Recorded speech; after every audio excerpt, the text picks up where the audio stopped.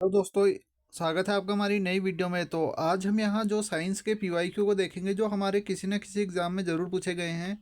और ये हमारे बहुत इंपॉर्टेंट है, हमारे आगामी परीक्षा जो भी हमारा फॉरेस्टर आदि का एग्ज़ाम होगा या साइंस स्ट्रीम के जो भी एग्ज़ाम होंगे उनके लिए बहुत इंपॉर्टेंट है।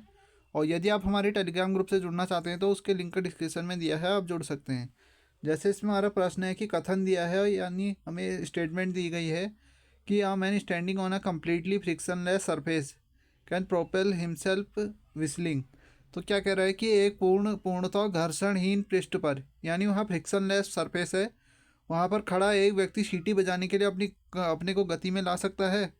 और जो कारण दिया है वो क्या दिया है कि यदि किसी तंत्र पर कोई बाह्य बल क्रियाशील नहीं होता है, यानी अगर हमारा एफ एक्सटर्नल जीरो है तो जो होगा उसका संवेग परिवर्तन नहीं हो सकता। तो जो D P upon D T हमारा जो हो जाएगा वो हो जाएगा हमारा जीरो, यानी जो पी हो जाएगा वो कांस्टेंट होगा।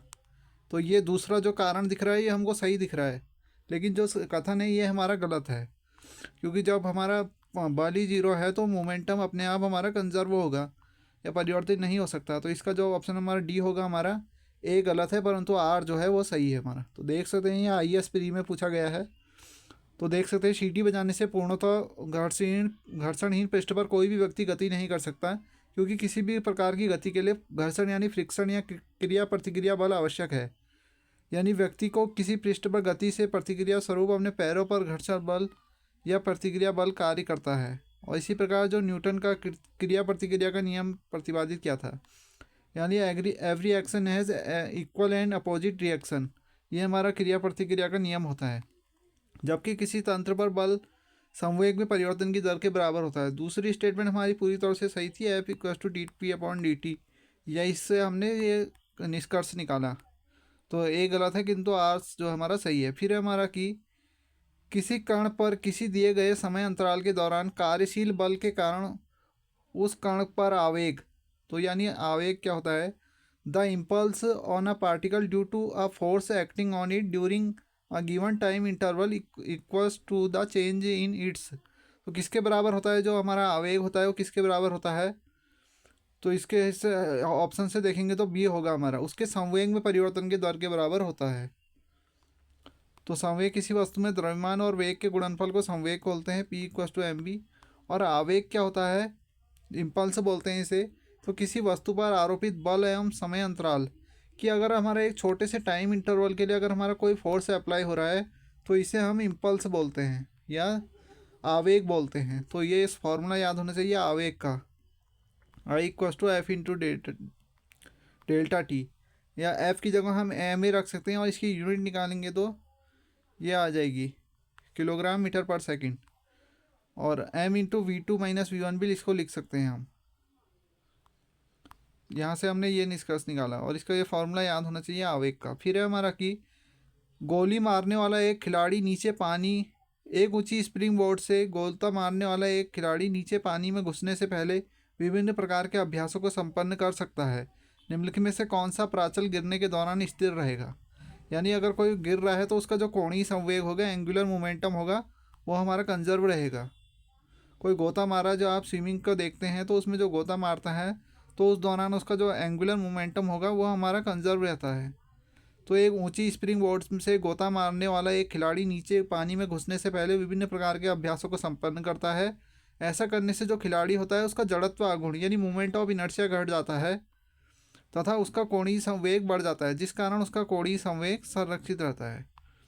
फिर हमारा कि एक यात्री एक चलती रेलगाड़ी में 5 रुपये का सिक्का उछालता है, यदि सिक्का उसके पीछे गिरता है तो रेलगाड़ी, तो आप इंग्लिश में भी पढ़ सकते हैं कि क्या हो रहा है, and passenger in a moving train tosses a 5 rupees coin, if the coin falls behind him then the train must be moving with a uniform. तो ट्रेन किससे हो रही है, ये बहुत बार पूछा जाता है, ये हमारे हर कंपटीशन में पूछा जाता है। तो वो क्या होता है, एक समान त्वरण से चल रही है। अगर हमारा कॉइन जो पीछे गिर रहा है तो इसका मतलब वो यूनिफॉर्म एक्सेलरेशन से चल रही है गाड़ी या रेलगाड़ी। तो यदि एक यात्री एक चलती रेलगाड़ी में सिक्का उछालता है और यदि सिक्का उसके पीछे गिरता है तो रेलगाड़ी एक समान त्वरण से चल रही है, क्योंकि सिक्का पूर्व के वेग पर ही हवा में रहेगा, परंतु यात्री का रेलगाड़ी का त्वरण बढ़ने के कारण वेग बढ़ जाएगा, जिससे जो सिक्का सिक्का होगा हमारे पीछे गिरेगा।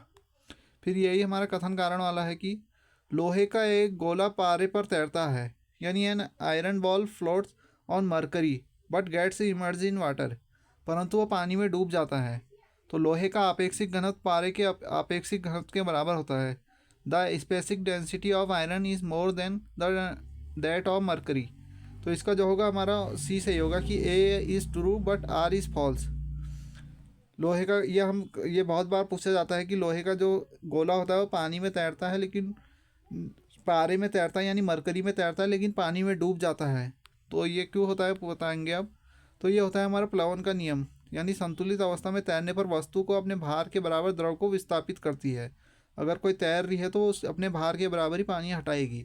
और द्रव में तैरते समय ठोस का गुरुत्व केंद्र द्वारा हटाए गए द्रव का गुरुत्व केंद्र दोनों एक ही ऊर्ध्वाधर रेखा में होने चाहिए। आपेक्षिक घनत्व जो होता है वो होता है वस्तु का घनत्व यानी डेंसिटी ऑफ जो हमारा ऑब्जेक्ट है अपॉन 4 डिग्री सेल्सियस पर जल का घनत्व। तो लोहे का गोला पारे पर तैरता है लेकिन जल में डूब जाता है। इसका कारण है कि लोहे का आपेक्षिक घनत्व पारे के आपेक्षिक घनत्व से कम होता है, जबकि यहाँ उल्टा दिया था। यहाँ दिया था लोहे का आपेक्षिक घनत्व पारे के आपेक्षिक घनत्व से अधिक होता है, इसे होना था कम होना था। तो ये भी याद रख सकते हैं, जो स्पेसिफिक डेंसिटी होती है वो हमारी इसके कम होती है। लोहे का आपेक्षिक घनत्व पारे के आपेक्षिक घनत्व से कम होता है। फिर हमारा कि ऊपर दिया गया वेग वीटी ग्राफ क्या दर्शाता है, यानी हमारा कोई ये वीटी ग्राफ है वो क्या दिखा रहा है। वीटी ग्राफ को देखते हैं तो ये हमारा वीटी ग्राफ है। तो ये हमारा क्या दिखाएगा, वीटी है तो यहाँ क्या हो रहा है, हमारा जो वेलोसिटी हो रही है समय के साथ घटती रह रही है। तो इस स्थिति को हम मंदन बोलते हैं यानी रिटार्डेशन बोलते हैं। रिटार्डेशन यानी माइनस एक्सेलेशन भी बोलते हैं इसे, माइनस का D V upon D T भी बोलते हैं।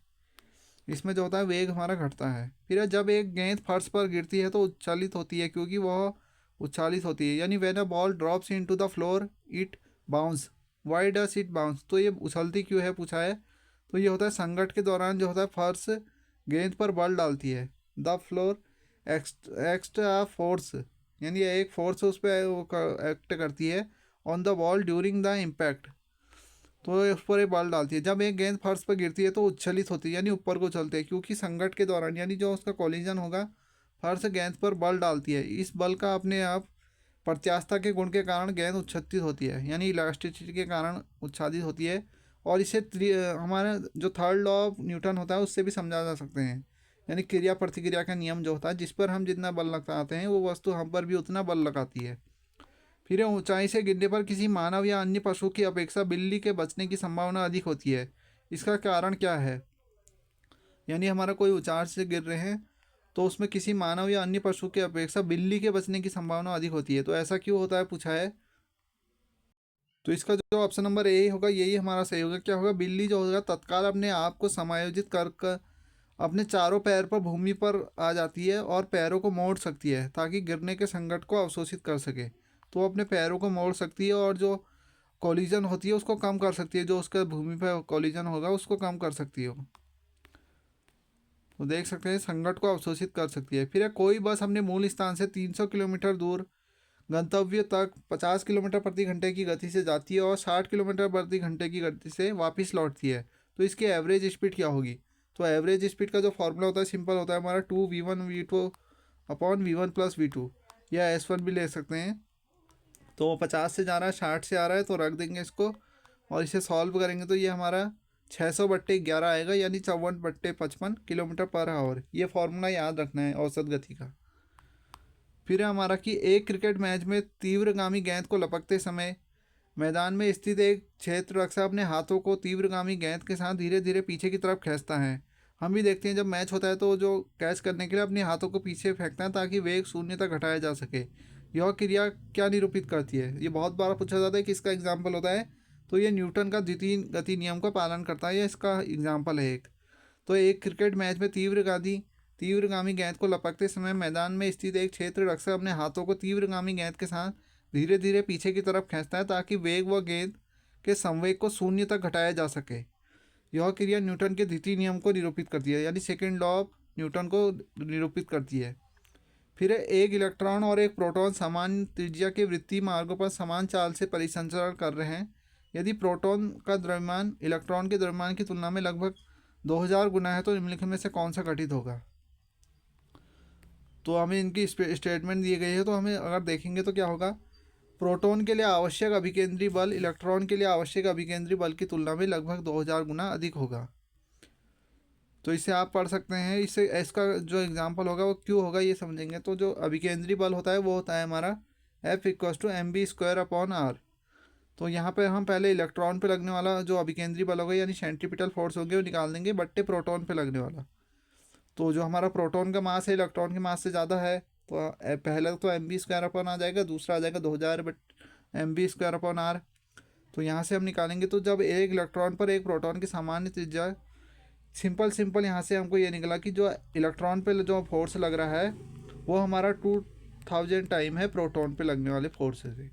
तो ये इसका ऑप्शन नंबर सही होगा। फिर हमारा गुरुत्व बल की वैद्युत और चुंबकीय बलों से भिन्नता के संदर्भ में निम्नलिखित में से कौन सा कथन सत्य है। तो इसमें से हमें बताना है कि इसमें से कौन सा कथन सत्य होगा। तो देखेंगे तो इसमें जो हमारा ए है तो ये तो हमारा हो नहीं सकता कि गुरुत्वीय बल अन्य दोनों की अपेक्षा प्रबल होता है। तो जो ग्रेविटेशनल फोर्स होता है इस अट्रैक्टिव ओनली, ये जो हमारा ग्रेविटेशनल फोर्स होता है ये केवल अट्रैक्ट करता है। Electric and the magnetic force are attractive as well as repulsive. बल्कि जो हमारे वैद्युत चुंबकीय बल या मैग्नेटिक फोर्स होते हैं ये अट्रैक्टिव भी होते हैं और रिपल्सन के नेचर भी होता है इनका। फिर है हमारा कि कमानी तथा कमानी स्थिरांक किस पर निर्भर करता है। कमानी स्थिरांक इस जो होता है ये हमारी इसकी मोटाई और इसके व्यास और उसके पदार्थ पर निर्भर करता है। कमानी मतलब स्प्रिंग कांस्टेंट, जो स्प्रिंग कांस्टेंट होता है ये किस पे निर्भर करता है, F=−kx होता है। तो जो एक k होता है ये किस पे डिपेंड करता है पूछा है। फिर हमारा किसी पिंड में संवेग परिवर्तन की दर किसके बराबर होती है। तो ये हमारी रिजल्टेंट फोर्स के बराबर होती है यानी F के बराबर, F रिजल्टेंट। ये देख सकते हैं यहाँ से ये हमारा द्वितीय नियम बताता है न्यूटन का, F=dp/dt। फिर हमारा न्यूटन के गति के नियम उन वस्तुओं के लिए सत्य नहीं है जो, तो ये होगा हमारा जो स्पीड ऑफ लाइट से ट्रैवल कर रहे हैं उनके लिए ये मान्य नहीं होते हैं न्यूटन के गति के नियम। फिर हमारा एक व्यक्ति एक पिंड को किसी क्षैतिज घर्षण रहित समतल पृष्ठ पर फेंकता है। यह देखा गया है कि इस पिंड पर दो बल कार्य करते हैं, एक गुरुत्वाकर्षण और दूसरा पृष्ठ के अभिलंब प्रतिक्रिया। इंग्लिश में भी पढ़ सकते हैं इसको। तो इसके लिए हमारा पिंड की गति के लिए क्या कहा जा सकता है, और उस पर नेट बल जो है न्यूटन की गति के अनुसार नेट परिणामी बल जो है 0 है। तो निम्नलिखित में से कौन सा पिंड की गति के लिए कहा जा सकता है। तो इसका डी होगा कि पिंड स्थिर वेग से चलेगा। यानी एक व्यक्ति एक पिंड की क्षैतिज घर्षण रहित समतल पृष्ठ पर फेंकता है तो इस पिंड पर दो बल गुरुत्वीय घर्षण और पृष्ठ की अभिलंब प्रतिक्रिया यानी नॉर्मल फोर्स लगेगा। एक उस पर ग्रेविटेशनल लगेगा, एक नॉर्मल लगेगा। जबकि गति के तीसरे नियम के अनुसार पिंड पर नेट परिणामी बल 0 होगा। तो एफ जो नेट होगा वो 0 होना चाहिए, अथवा पिंड स्थिर वेग से गति करेगा। तो अगर बल 0 है तो स्थिर वेग से गति करेगा। और यदि किसी वस्तु पर एक से अधिक बल एक साथ कार्य कर रहे हैं तो परंतु उनका वस्तु पर कोई प्रभाव नहीं हो तो ऐसी स्थिति में बलों का परिणामी बल ही 0 होता है, यानी जो रिजल्टेंट फोर्स होगा 0 होगा। फिर एक व्यक्ति किसी घर्षण रहित क्षैतिज धरातल पर खड़ा है। इस धरातल पर एक निश्चित दूरी तक वह कैसे आगे बढ़ सकता है। तो देख सकते हैं यहाँ person is standing on a frictionless horizontal ground, how can he moved by a certain distance on this ground. तो छींक कर बढ़ सकता है। तो एक व्यक्ति किसी घर्षण रहित क्षैतिज धरातल पर खड़ा है। इस धरातल पर एक निश्चित दूरी तक आगे बढ़ने के लिए उसे एक प्रारंभिक बल की आवश्यकता होगी जिससे वह छींक कर उत्पन्न करके आगे बढ़ा जा सकता है। उल्लेखनीय है कि घर्षण रहित यानी फ्रिक्शन है सतह पर एक आदर्श कल्पना मात्र है। व्यवहार में ऐसी सतह प्राप्त करना इम्पॉसिबल है।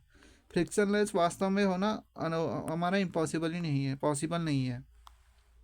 फिर यदि कोई पिंड विरामावस्था में है तो समय एक्स अक्ष के प्रति दूरी वाई अक्ष का ग्राफ क्या होगा। यानी if an object is at rest then the time versus distance graph क्या होगा। तो उसके लिए जो ग्राफ होगा ये होगा हमारा, ये रेस्ट के लिए हमारा ग्राफ होता है। फिर हमारा कोई कार एक समान वर्तुल गति से गुजरती है तो कार का त्वरण क्या होगा। तो एक शून्यतर स्थिरांक यानी अ नॉन जीरो कांस्टेंट होगा। A car undergoes a uniform circular motion, तो उसका एक्सेलेरेशन जो होगा हमारा a=v²/r होता है। अभिकेंद्रित त्वरण बोलते हैं इसे, सेंटीपिटल एक्सेलेरेशन। परिणाम इस तरह है किंतु दिशा बदलती रहती है इसलिए उसके त्वरण का परिणाम जो होता है स्थिर रहता है।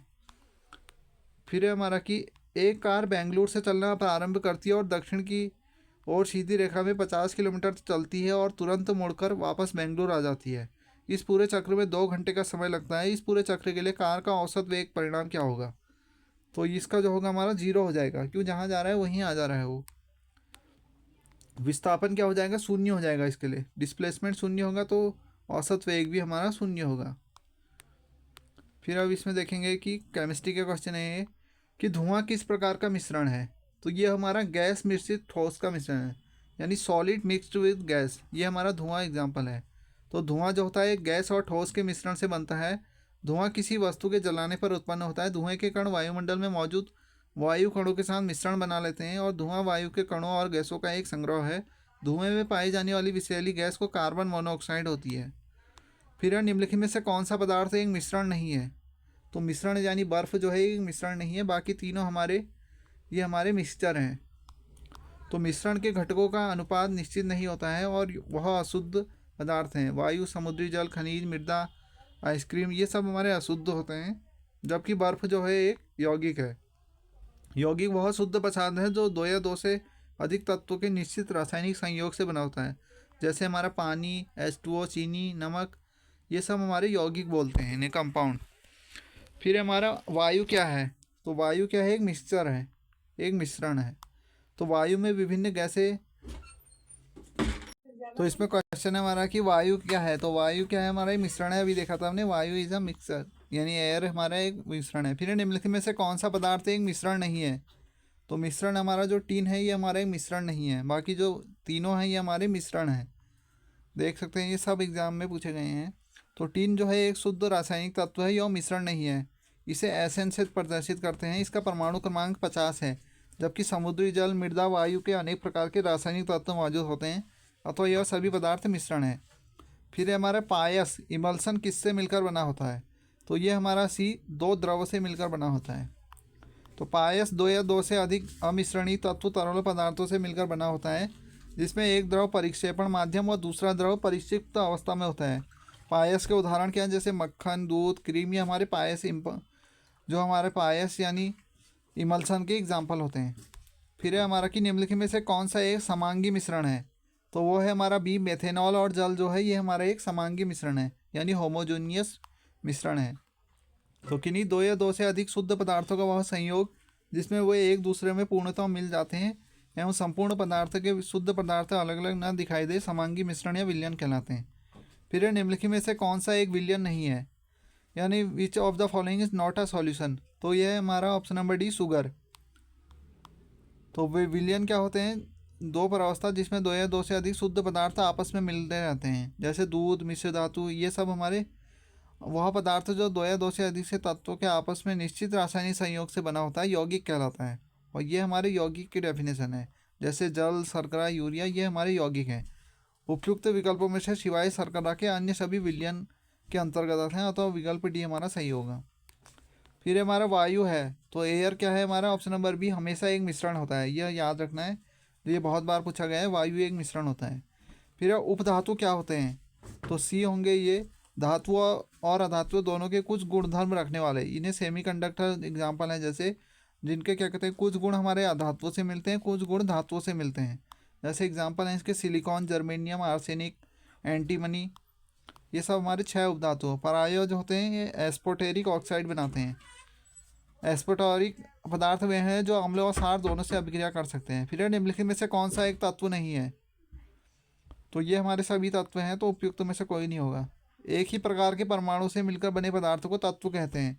तत्वों को ना तो रासायनिक रूप से तोड़ा जा सकता है, ना ही 2 से अधिक तत्वों को पदार्थों से उनका निर्माण किया जा सकता है। अभी तक 118 तत्व ज्ञात हैं, जिनमें धातु, अधातु और गैस तथा उपधातु हैं। निम्नलिखित में से कौन सा पदार्थ पृथ्वी पर प्राकृतिक रूप से पाए जाने वाला सबसे कठोर है? तो ये भी हमारा इंपॉर्टेंट है, ये होता है हमारा हीरा, डायमंड। फिर अगला क्वेश्चन है हमारा कि निम्नलिखित 2 कथन दिए गए हैं और कारण बताना है हमें। फिर हमारा ये है इसके में क्वेश्चन की कथन जो है स्टेटमेंट कि सभी यौगिकों में 1 से अधिक तत्व होते हैं। तो हाँ ये समय है, all compound contain more than 1 element. फिर सभी यौगिक विषमांगी मिश्रण होते हैं, ऐसा नहीं होता है, तो ये हमारा गलत होगा। तो सी जो होगा हमारा सही होगा। कथन 1 सत्य है, परंतु कथन 2 जो है वो असत्य है हमारा। फिर अगला देखेंगे कि आयोडीनीकृत नमक क्या है, यानी जो आयोडीन सॉल्ट होता है ये हमारा क्या होता है। तो ये हमारा क्या है, पोटेशियम आयोडाइड और साधारण नमक का मिश्रण है। तो आयोडीन की नमक जो होता है पोटेशियम आयोडाइड और साधारण नमक का मिश्रण है। आयोडीनीकृत नमक की कमी से थायराइड ग्रंथि को प्रभावित करने वाला घेंगा रोग होता है। फिर हमारा निम्नलिखित में से कौन सा एक मिश्रण नहीं है।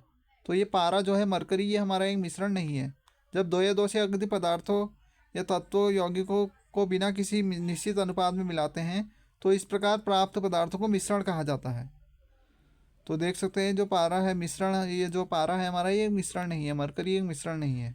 जबकि जो पारा जो है ये एक तत्व है जिसे क्विक सिल्वर भी कहते हैं। इसका मुख्य अयस्क सिनेबार, ये बहुत बार पूछा जाता है, सिनेबार इसका एक अयस्क है।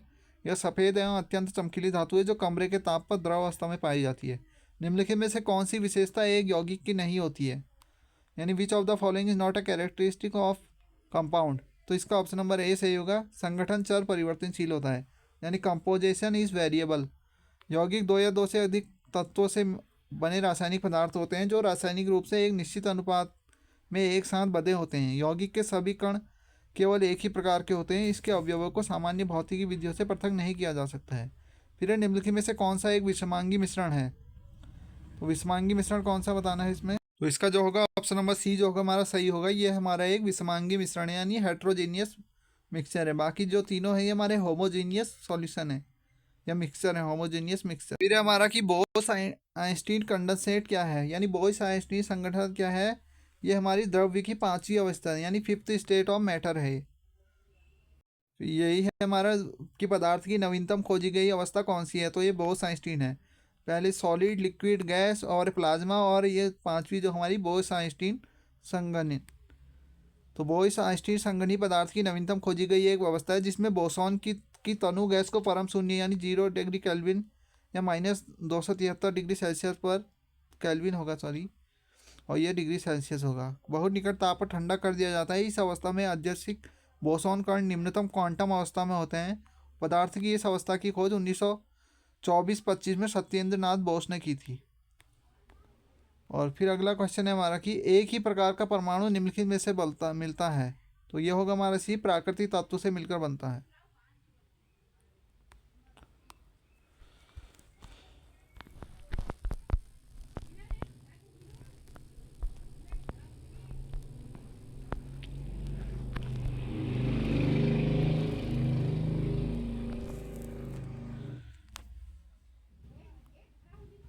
फिर यह है हमारा कि इनमें से हमें मिलाना है कि जो पक्षियों का अध्ययन होता है वो क्या होगा हमारा। ए का जो होगा 3 होगा, और ऑर्निथियोलॉजी को हम पक्षियों का अध्ययन करते हैं, और बी का 4 वंशागति को हम जेनेटिक्स में करते हैं। पर्यावरण का हमारा जो होगा सी का 2 हो जाएगा, यानी इकोलॉजी में करते हैं, और जीवाश्म का अध्ययन हम पोलियोबायोलॉजी में करते हैं। तो इसका ऑप्शन नंबर बी जो होगा वो सही होगा। फिर निम्नलिखित में से बेमेल को ज्ञात कीजिए, यानी हमें एक बेमेल बताना है। तो ये होगा हमारा बी, साइकोलॉजी इनमें से नहीं है, बाकी तीनों जो है हमारे ये हमारे बायोलॉजी से संबंधित है। ये उत्तराखंड में पूछा गया है। शरीर विज्ञान फिजियोलॉजी शरीर विज्ञान, पैथोलॉजी निदान विज्ञान, बैक्टीरियोलॉजी जीवाणु विज्ञान, और ये सभी शब्दावली चिकित्सा विज्ञान से संबंधित है। बल्कि जो साइकोलॉजी है मनोविज्ञान से संबंधित है।